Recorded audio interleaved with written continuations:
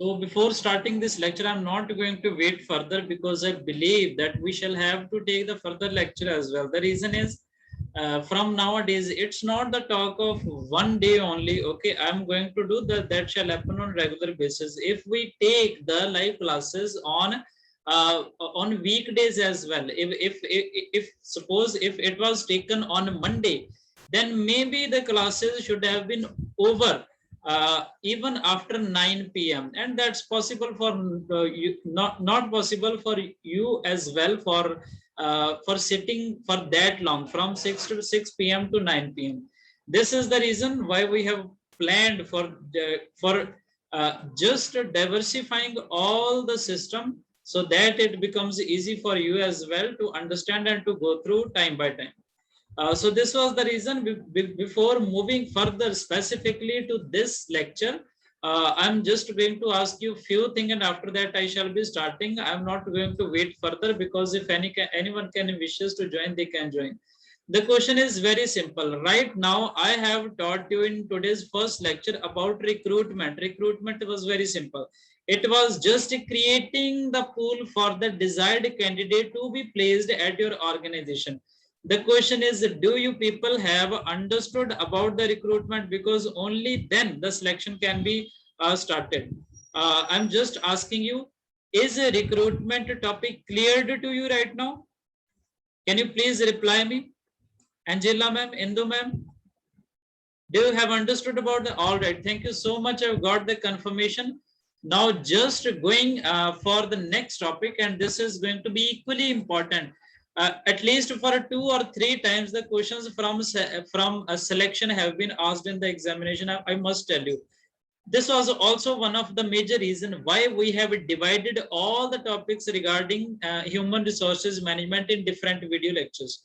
So this is going to be regarding selection again, very important. Okay, so selection is there. I'm just going to open all the system which we have prepared for you. Now, what is selection? Selection is easy to understand. Okay, when you have created the pool of desired candidates, then what do? You just call them up. I have already taught you regarding the process of recruitment, and the last step was you have to stimulate. You have to stimulate simply. You have to call up. You have to call up all the recruited candidates for applying for the job, and from those applications you just select your candidate which are best suitable, having the best qualities to be performed for your organization. So this is known as selection. Okay, again 3 questions will be answered in this specific video lecture. First is, what is a selection? What is selection? And second shall be how it is done. How it is done. Okay. Last, what is the qualities of a good test for selection? Good test for selection. Okay, that will be there. Okay, because one point I shall be telling you from time to time. Okay, but for now we are just concerned with what is selection. So selection simply means to select the appropriate candidates from the pool of recruited candidates. I think that should be cleared to you right now. You have created a pool which is called recruitment. Okay. And from those recruited persons, you just select few persons. Suppose you have received the application of 100 desired candidates, you just hire 5 or 6 employees. Okay, this is called the process of finding the best suitable candidates from the pool of recruitment is known as selection. So this is about selection. And now how it is done? For answering this specific question, we have to go through from the process of selection. And this is very important, I must tell you. At least 2 times it has been asked. And how this is asked, there are some specific terms used in it. And secondly, the steps for process. Sometimes students gets puzzled in that. So once the question was asked, the option were given, like you have to make this in a proper sequence, how the process of a selection is done. or how this is conducted.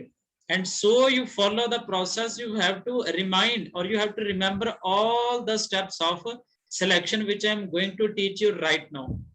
So first of all, its second name. The second name of a selection process is also successive hurdles technique, because at each step, the candidate has to pass a specific kind of hurdle. If he passes at step 1, then he is called for step 2. If he passes the hurdle of step 2, then he is called for step 3. And in the same way, process goes on until he is offered the final job. So this is called successive hurdle techniques. Now, one by one, I am going to tell you all the steps involved in the selection process. The first is analysis of internal and external environment. Okay, so the company, before selecting the personnel or the workers, they have to make their internal as well as external environment analysis. So they have to make the analysis of how many people are required, like how the salaries can be divided, what can they offer, what are the emoluments, what can be the working conditions. So that kind of analysis is to be done by the company beforehand, before selecting any kind of candidate, because these factors can affect the supply of persons or supply of workers. So that is the first step. Now we move to the next step. This is reception. Secondly, when you have recruited the person, you just stimulate them. You just call them and you just ask them to meet the receptionist and to apply for the job. To meet the receptionist, to apply for the job, to just give him your resume and all the academic qualification certificates. Okay, so this is called the reception, second process, in which a receptionist in the personnel department gives information about new opening to the visitor and receive their applications. So his job is to just receive the application and give information about the new opening. So these are the two steps. The third one is preliminary interview. This is the very first interview. This is the interview part 1 for selecting the candidate, and this is also called courtesy interview, because in this interview you get to know about the basic details of the candidate, and you get to know about the idea whether you have to continue with this specific candidate or you should leave them. Okay, so this is why this is called a courtesy interview. You just meet them in a very cordial manner, and this is not very much difficult to conduct. Anyone, even the receptionist, can conduct this kind of interview in the organization. Then the fourth one is a blank application form. This is the fourth step, in which what happens when preliminary interview is done, the candidates are asked to write about their own particulars in his own handwriting. So this is blank application. The application form is already available with the organization or the company. The company gives this to the candidate or the worker to be hired. The worker just write information about their own particulars in his own handwriting, so that the personnel department can draw tentative inferences about suitability of employment. So this is the fourth step. Fifth one is evaluation of the application form. So this is the application form. After filling up this application form, its evaluation is done by the personnel or HRM department. This is human resources management department or personnel department. They just make the analysis of this application form, and for making the analysis form of the application, there are two ways. There are two ways for making the analysis. I told you before the starting of this lecture that I shall be telling you some of the important terms which are necessary for you to understand. Only then there will be success of this specific lecture. Okay. So the first way for the evaluation of application form is a clinical method, in which what is done, in which this is a psychological method. The experts are sitting there and they thoroughly study about all the received application forms, and then they try to get all the possible inferences about the candidates and information supplied. So this is why this is called a clinical method. Under this method, application forms are analyzed in such a way that all possible information are drawn about a candidate. This is the use of psychology in framing application form. Experts team is sitting there, and they just make the analysis whether a candidate is suitable or not. The second method is known as a weighted method. Okay, weighted method, in which what happens in the application forms, here are some habits, some achievements, some traits written for the candidate. Okay, each of the trait is assigned a specific weight, and then weights are totaled. In this way, the evaluation of your blank application form is done. So in this method, different points, traits are assigned weights. The points are given after reading the answer of application in the form. So two methods for analyzing of blank application forms I have taught you. The first was a clinical method. The second was a weighted application method or weighted form method. So right now we have studied about four steps. First was internal and external environment, then a reception, then a preliminary interview, then blank application form. Then for analyzing this, then there are clinical method and weighted method. Now the fifth step in the process of selection is the weighted application blanks. Okay, so this is the weighted application blanks. Okay, again in so that steps or that process is followed by bigger organization. Otherwise, the smaller organization and the colleges which are nearby to you, maybe they are not having that kind of very hectic process of selecting the candidate. So this is the fifth step, in which again application blanks are there. Some organizations assign a numeric value to the responses provided by the applicants, not for only the traits or habits, but for everything, like their address, their marital status, their educational qualification, their external achievements, their additional accomplishments. Okay, all these things are assigned the separate weights.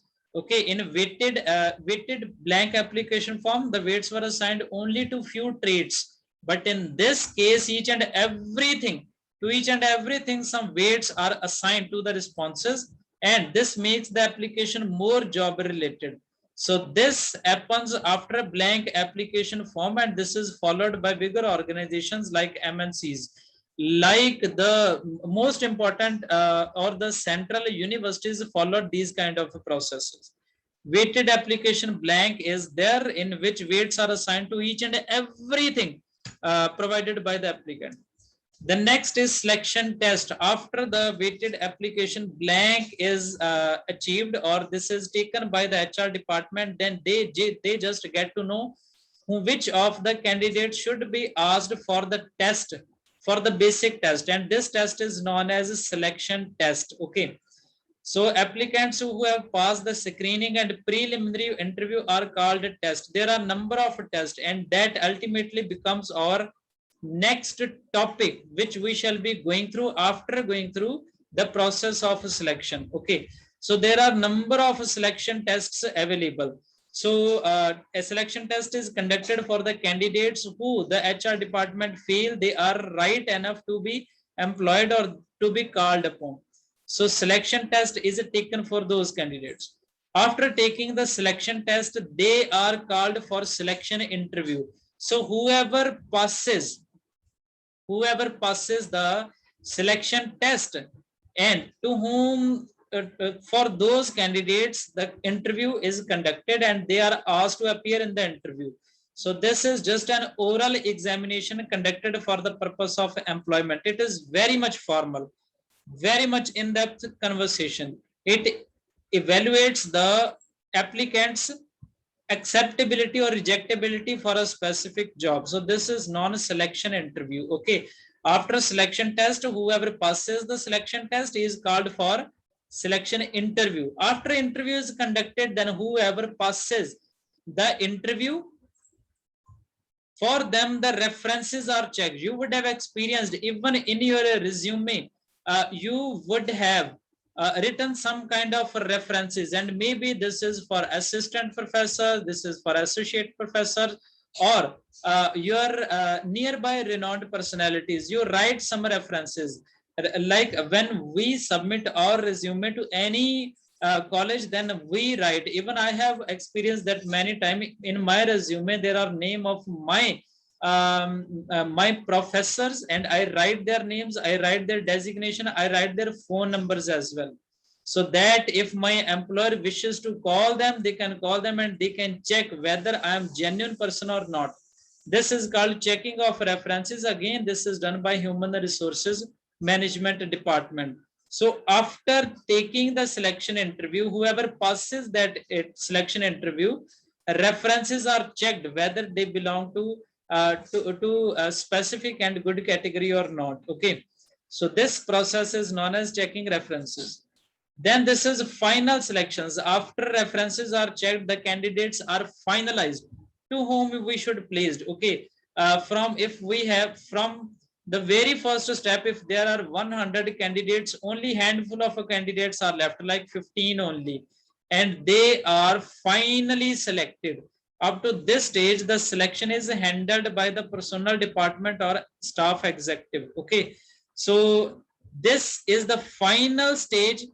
What happens at that stage? Again, I am telling you, it's not that at the final stage that the job shall be offered or not. Okay, again, the personnel department can follow some other processes as well, like medical examination or some other things as well.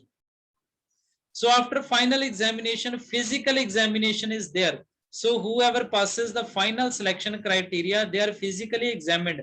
Again, from these 15 candidates, suppose if 5 do not pass in the physical examination, they are eliminated and only 10 are further called upon.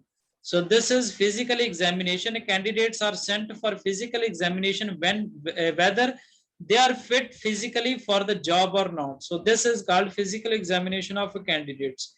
And after whoever the candidates passes through the physical examination test, they are finally offered the job, and they are given a salary statement. That should be salary, these should be terms and conditions, or everything is written in the final job offer. Okay, so the next step in the selection process is job offer to those applicants who have crossed all previous hurdles. So finally the appointment letter is provided to them. So this is second last step, I think. Now the final step is uh, two steps are still left. Okay, the first is the contract of employment, and this is same as appointment letter, not different, not none any kind of difference is them. After the job, along with the offer of job, the contract of employment is given, which is also known as appointment letter. Okay, so I have written in a separate slide because I wanted to tell you, otherwise these do not have any difference with appointment letter. So the final step is when the contract of employment is made upon, the final evaluation is made whether the company has taken the right decision of by hiring or employing specific candidates or not. Okay, a period audit conducted by people who work independently from HR department, they evaluate the effectiveness of selection process. This is known as evaluation, whether they have followed all the protocols right or not. This is called evaluation of the selection process. So I hope I was able to teach you regarding selection and selection process very completely. It was very important to go through. Number of terms was there. I taught you regarding selection of employees, what the meaning of that and how this is done. And the final question is, what is the prerequisites prerequisites of a good selection test? Good selection test, do you remember? I have taught you in the process of selection that after weighted application blank, there is a selection test. Okay, and for conducting the selection test, there are specific criterias, okay, which the company has to follow. And what is the good kind and what are the qualities of a good test? This is the most important topic from our exams point of view as well. So this is why we have included this specific topic in today's lecture. So now I am going to tell you what are the prerequisites and what are the qualities or characteristics of a good selection test. So one by one, I shall be telling you all. I think 4 or 5s are there and sub points are also there. So the topic is characteristics of a good selection test. How the selection is made good. How you can conduct a good test for selecting the candidate. So first quality of a good selection test is assumption. Okay. So assumption should be there that no two person are equal. In this way, the test should be designed. The use of test is based upon the assumption that no two person are equal as far as their intelligence, skills, aptitude, and personality are concerned. I am different. You are different. Navneet is different. Then Angela ma'am is different. Then Indu ma'am is different. Number of people are different. And test should be made in a way that they take into consideration not only specific traits, but all the traits should be covered in preparation of the test. So this is the first quality of a good test, that takes the assumption that no two person are equal. So this was the first quality. The second one is validity. Validity. Okay, so validity means the ability of a test to actually measure the quality. The test should be designed in a way that it should actually be able to measure your quality, whether you are possessing the quality or not, special qualities for performing the job or not. Suppose if the test is assumed to measure individual's ability to sell certain goods, then for that purpose it is valid only to the extent that it measure that ability. Suppose you are hiring the selling officer, then your test should be in a way that you should ask the questions regarding selling, how you should sell. So it is said that validity is concerned about the test, that it actually measure the quality. And the validity is always of three types, and this is very important thing to go through. I'm telling you again and again. For one or two times the question regarding validity was asked in the examination. So there are three kinds of validity. First is criterion validity. Criterion validity. So what is this? So a selection process is justified by a statistical relationship between test scores and measure of job performance. So there should be the correlation between the test score and the job performance. So you should design your test in a way that you should get to know that if someone is getting high scores, that should mean that his performance in the job shall also be very good. Okay. So criterion validity means a demonstration that those who do well on the test also do well on the job. So this is about a criterion validity. I hope I was able to teach you this very detailed manner. The next one is content validity.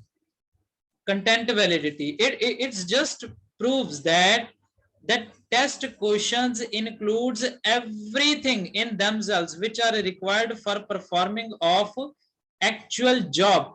So you should design your test in a way that all the features of actual job should be depicted in your test questions. So content validity of a test is demonstrated by showing that the test constitutes a fair sample of content of the job. This is all about that. So all the content of the job should be actually depicted in the questions you are asking in the selection test.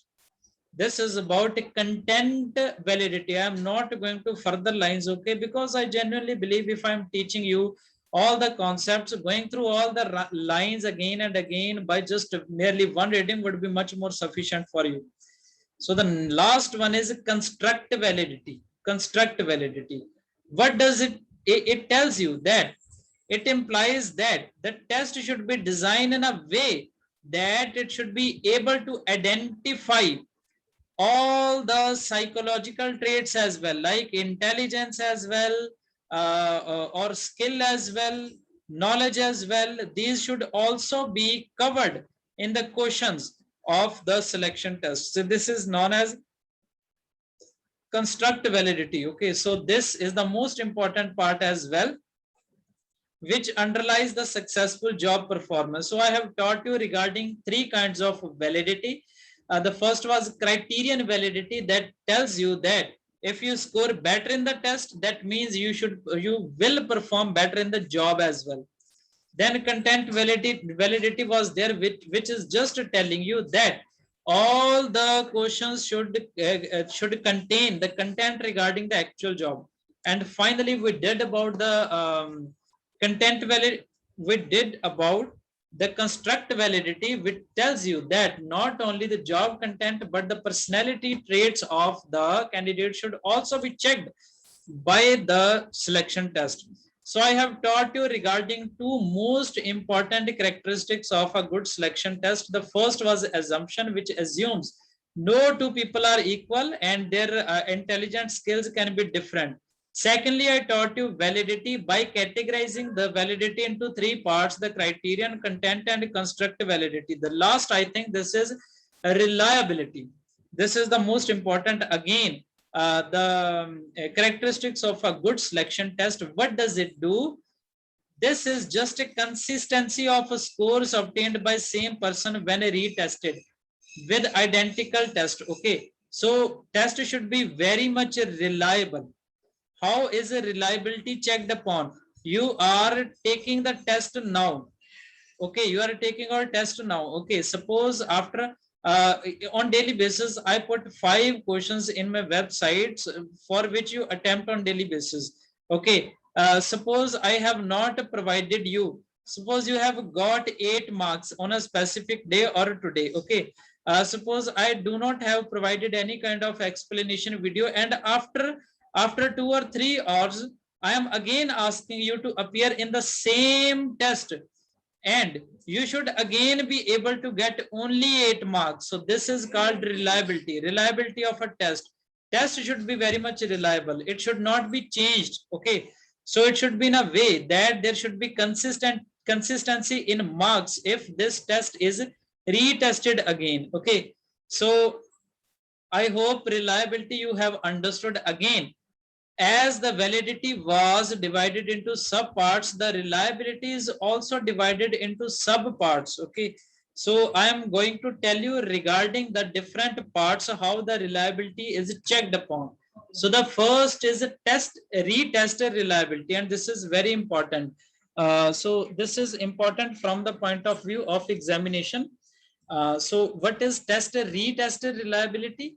It's just telling you that where the technique gives the same result when administered repeatedly to the same person. I have already given you the example. I am taking you test right now. I am not explaining anything. Then I am taking retest of you after some period. Then it should provide the same results.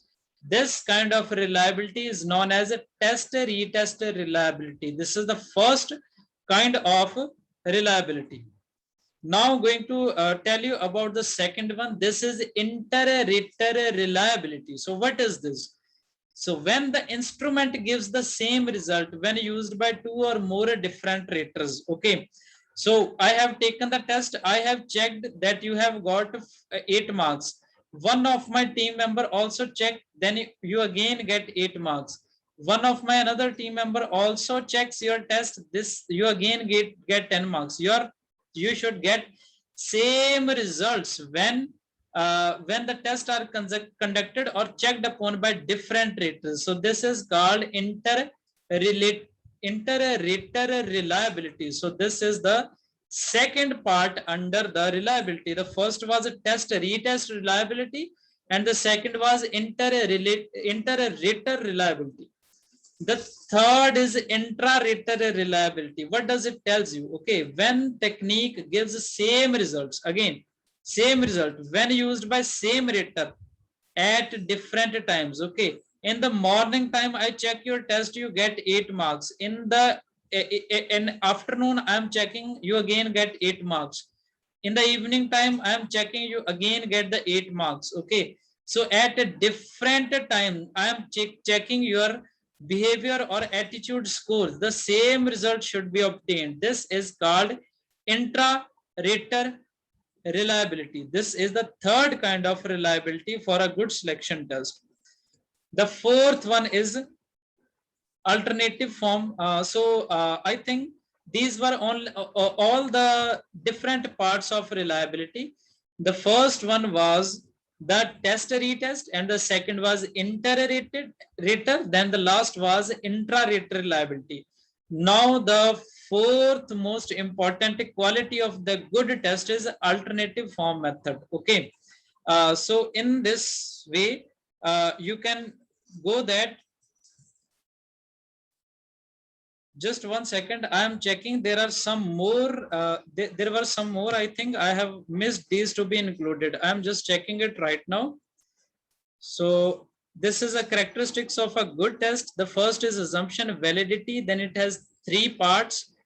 Then a reliability. Reliability should be of at least 5 parts. All right, I have checked upon. There are 5 parts for the reliability. The first was a test retest, which I have taught you. Okay. And the second one is intra-rater. And the last and the third one, which we have already gone through, that was regarding intra-rater. And the fourth one should be alternative form method. What does it tells you? Okay. In this method, 2 similar forms of test are given, and a degree to which 2 sets of score coincide indicates test reliability. Okay, 2 different similar forms of test. Okay, so this is test A, this is test B. Their questions are different, but what they actually try to predict is the same. Okay, so suppose they are trying to predict your skill. Questions are different in A test and B test, but both of them are trying to predict your skill. So the score should be coincided. Score should be correlated. Only then it can be said that you have conducted a good test, good quality test. This is alternative form method, and this also checks the reliability if the test is good or not. What I have taught you, that if 2 similar forms of test are given, then their results should coincide. Only then you can get to know that they are reliable to be taken. I think this is the last one. Okay, this is split halves method. Very important one. It divides the whole test into 2 similar or equal parts. Okay, so A test is conducted. Suppose it has to be asked 100 questions. It is further divided into 2 parts, 50 questions in one part, 50 questions in second part. And there should be high association between scores of a single test. I'm not asking you to take 2 tests. Okay, just one test is further divided into subtests, two subtests, and scores of these subtests should be having high association. High association between score on the parts is used as an indicator of reliability. So there are different 5 criteria to judge the reliability of a single test. So in this complete lecture, I have taught you regarding selection, how the selection is done. That was the process of selection. And after that, I taught you regarding the different characteristics of a good selection test. The first was assumption, then the second was validity, which is further categorized into 3 parts. First is criterion, second content, the third is construct validity. Then the next was the reliability. Reliability is further divided into 5 parts. The first was a test retest reliability, second inter-rater reliability, third was intra-rater reliability, fourth was alternative form method, fifth was a split half method. So in this way, you can say that we have successfully completed two today's lecture. These were very longer, I believe. Each test was more than 35 to 36 minutes, I think. We have covered only 2 parts of Monday's lecture. So in this way, you can believe that if we we have taken these lecture on those days, it would be very hectic for you as well to take the lecture even after 9 p.m. as well, starting from 6 p.m. So this is why in this way, the next lecture shall again be taken. This is the last one for Mondays, and whatever the position is there for Tuesday, I shall be telling you. And this is going to happen for not only the one day. Okay, I'm telling you, we are going to start mathematics and reasoning after communication for paper one. Again, maybe we shall have to take even 2 lectures for paper one as well. So in this way, you can assume that how much work hard we people are doing for you. You have to result in a very good manner. And I believe you that you go through from each and everything. It's not burdenizing you, even if you are not able to cover all the things by today. Even if we have decided to conduct the lecture for Tuesday as well, then you are not supposed to be burdenized. You can see these video lectures on Monday as well, because the recorded lectures shall be there.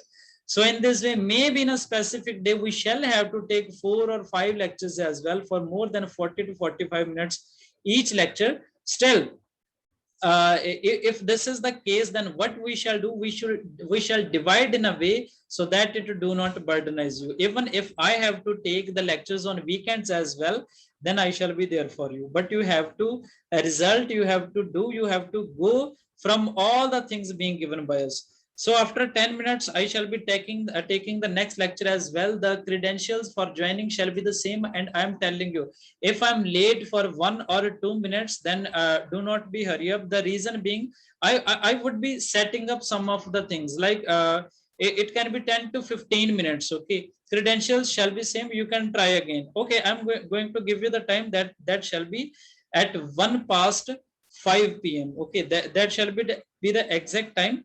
And if at that time, if I'm not available, you can wait for 1 or 2 minutes. Okay. So at that time, we shall be taking lecture. If you are busy, I'm again telling you, it's not burdenizing you. You have everything with you. If you are busy, then you can go, you can see it afterwards. I shall be taking it right now so that you are not burdenized. Okay. So we shall be meeting soon. Thank you so much.